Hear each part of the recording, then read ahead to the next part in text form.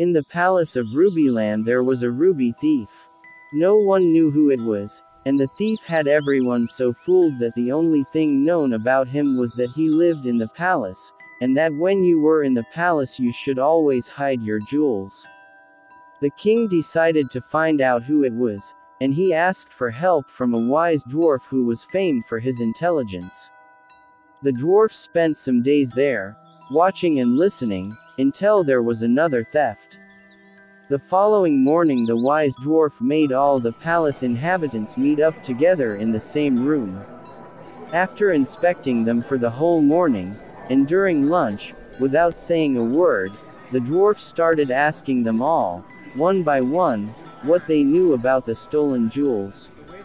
Once again, it seemed that no one had been the thief.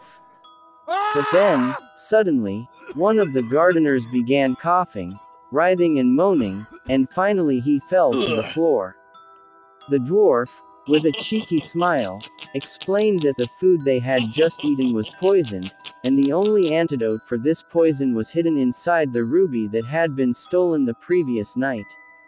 And he explained how, some days earlier, he himself had swapped some false rubies for the genuine ones, and that he expected that only the thief would be able to save his life, since the poison was particularly quick working. The coughs and groans spread around the room, and terror took hold of all present. All except one person. A footman didn't take long to run over to where he had hidden the jewels, from where he took the final ruby.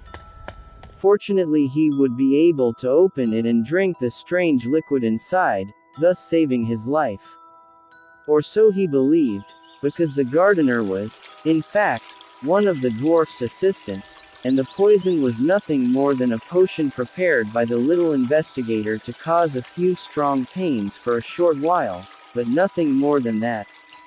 And the footman, now found out, was arrested by the guards and taken immediately to court.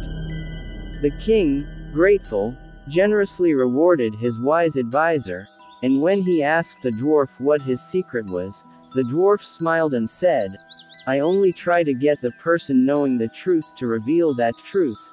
And who knew it? If the thief had deceived everyone, no, your majesty, not everyone. Anyone can deceive everyone, but no one can deceive themselves."